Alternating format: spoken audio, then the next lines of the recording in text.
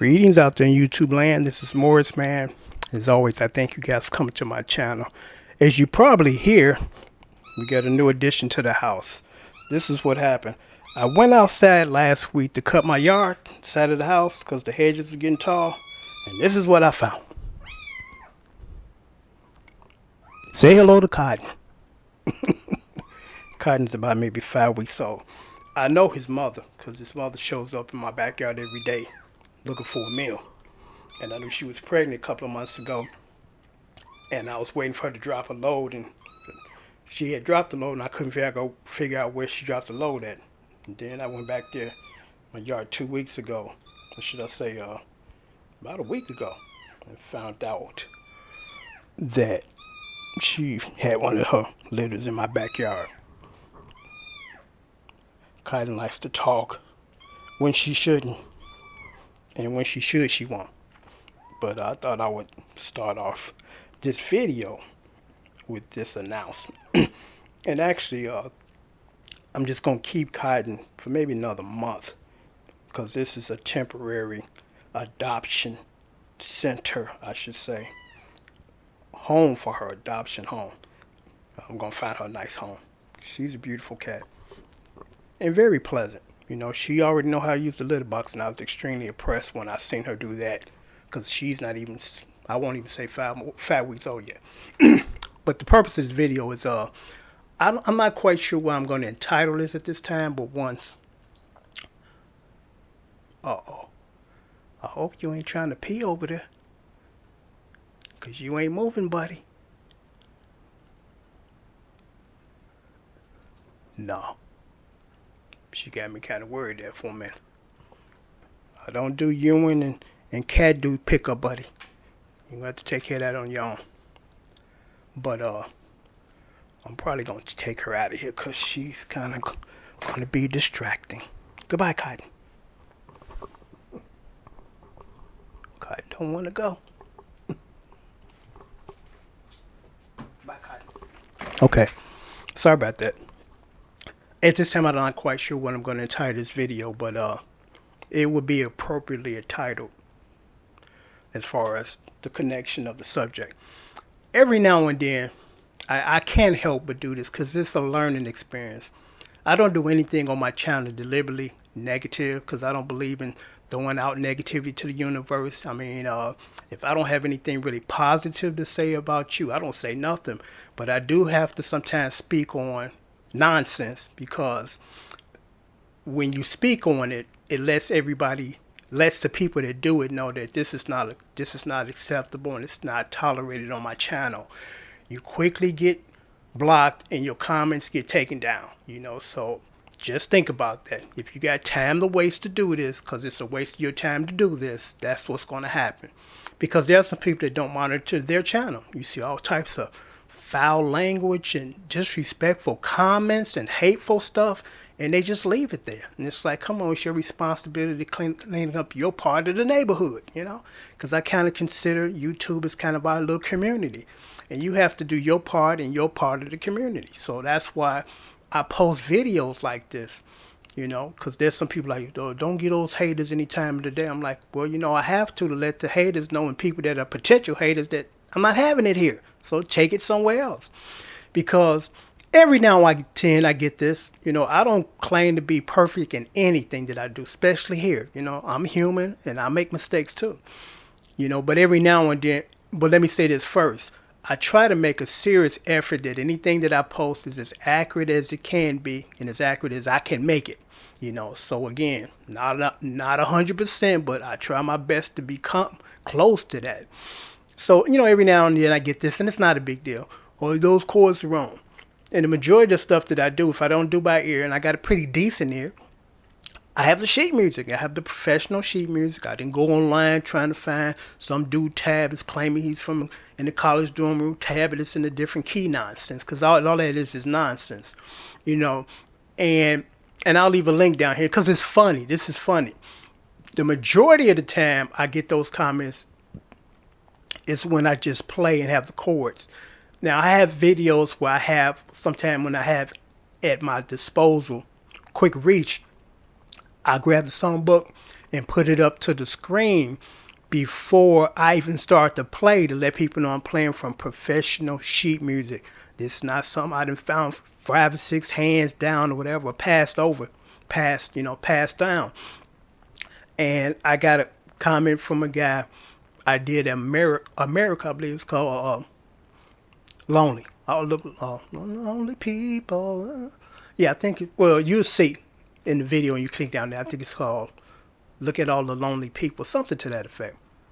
And I put the songbook up there, opened it up to the page where that particular song is, and I'm playing from it. Had some guys to me comment, oh, those chords are wrong.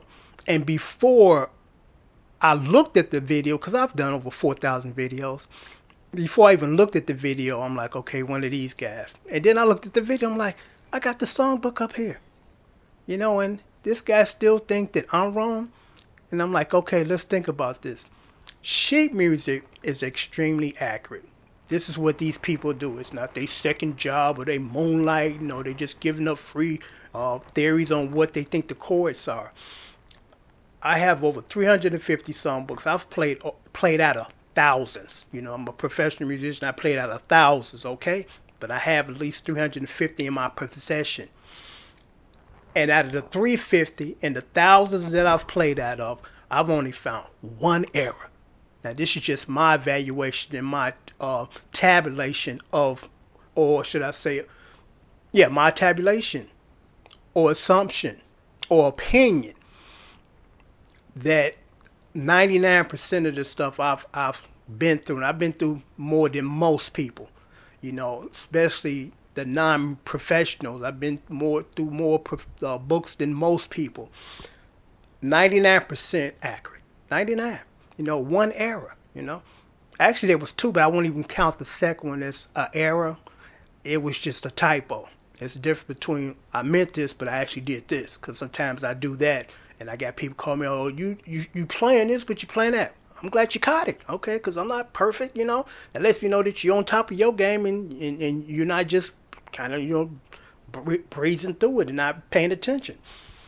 So, like I said, 99%, and again, one error. So I'm saying to myself, okay, let's just say for the sake of the argument that you believe you're right. So that means that I'm wrong, playing out of the professional songbook. The person that did the song tabulation for the songbook, he's wrong. Then what people don't realize in literature industry, when you write books and publish stuff that people read, there are other people that come behind those people that are called proofreaders, and usually it's at least two of them. If you got a big budget and you're working with a big publishing company, you got at least two guys to come behind this other guy to make sure that what he did is right. So that's 3 deep. And then you think that you're right and 4 people wrong? Me, the guy that did it, and the 2 guys that proofread it? Come on now, Because it's different again when people just see me play and I put chords across the screen. But when I put the book up there, I'm like, because that was the purpose of putting the book up there, so I wouldn't even get a comment like that, because people look, I'm like, okay, well, he playing from the book. And how often is the book wrong?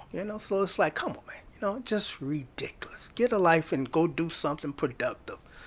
Then the second one, very similar to the first one, your chords are wrong. And I said, sir, I'm playing out a professional songbook, so you make the call, And what kind of rubbed me the wrong way in this particular comment, and I'm going to try my best to recall verbatim at the end of the statement because it was condescending. It's like, okay, so you think I'm so stupid that I don't realize you're trying to insult me. I get it, and there you go. Have a good day, dude. I'm blocking you. So my response was, again, sir, I'm playing out the professional songbook. Because his statement was something similar to this, the condescending statement.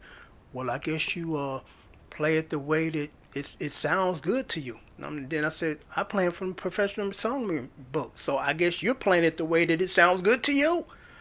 So, and then the last one, which I just got this one a minute ago.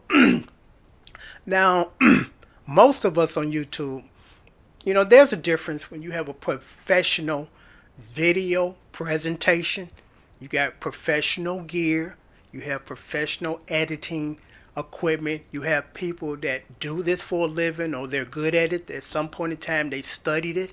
If they didn't, have a formal education in it, and you can determine a dude sitting in his bedroom, or one of them, comfortable clothes, holding the mic. Okay, so you don't expect my setup to sound like something out of a news production. It's just common sense and obvious. And I was selling one of my mini guitars, and the guy made this comment, and the comment had shit to do with the guitar that I was trying to sell. Oh, nice video, but your mic is a tad bit sensitive. Dude, I'm trying to sell a guitar here. I don't give a shit about this. Long as people hear what I'm saying, that's all that's necessary for this video.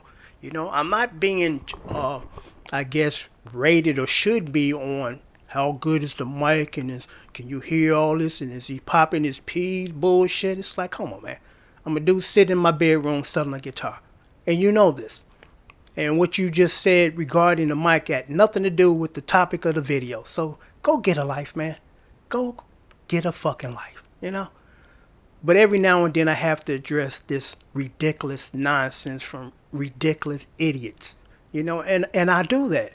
Because again, this ain't an issue of me giving time to the haters that don't deserve it. It's just doing the right thing. It's letting people know straight out the gate that you're not a part of the nonsense and you refuse to be a part of the nonsense. You got to speak on it and you got to shut them down. Take that shit somewhere else because it don't fly here. Those type of comments get quickly removed and you get blocked. It's just that simple. So go waste your time somewhere else. Just go waste your time somewhere else. This is not the channel for that because, again, you post it, you get removed, you get blocked.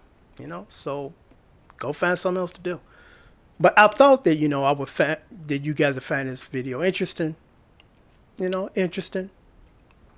Because, again, on my channel, I try my best just to, educate the young people.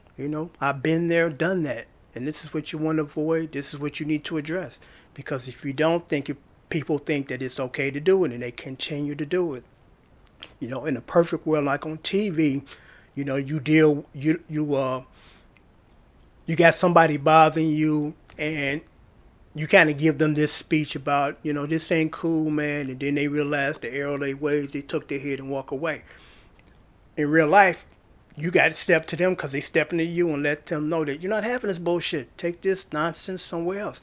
And I'm going to say one more thing, and I'm going to close this video off because this is a pretty interesting story. I'm not a tall guy. Never been. I'm about 5'8", and I had a guy, a dear good friend of mine. He was like 6'2".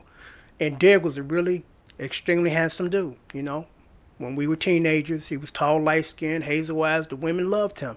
And what I loved about Derek was he didn't let that go to his head because there are a lot of people, men and women, like, hey, I'm all that. So I can treat some people like dirt and get away with it and get what I want based on what I look like. Derek was a truly honest guy, down-to-earth guy. Matter of fact, I just chatted with him on Facebook about maybe 6 months ago. I haven't seen Derek since my early 20s. It's been many years since I've actually interacted and spoke with him. And we went out to a club. And at that time, we were young, probably about 18, didn't have cars yet. So we on public transportation. We're getting off the L in Chicago, 95th and 95th and State Street. And we were going through this turnstile. And I noticed there were some guys kind of in the little turnstile area. I'm like, I already knew, okay, we're about to have a problem because they know they shouldn't have their asses in there because we got to get through there to get out of there to catch our bus. So they deliberately planted themselves there for confrontation. I'm like, okay, bring it. So we was trying to get through there. Hey, what y'all doing? You rubbing up against me? I'm like, your ass shouldn't even be here in the first place. So they addressed that hostility towards Derek. Everything that they said, they looked at him because they knew it's like the little guy ain't having it. We can look at his body language and tell he ain't gonna have this. They ain't taking it. So I noticed they noticed the weak link in the group, and it was Derek. So I had to kind of step in and say, hey, dude, what's up here? Leave my boy alone. If not, hey, we can drop it right here. Let's go. And when I told them that, they looked at me, looked at Derek, and they walked away.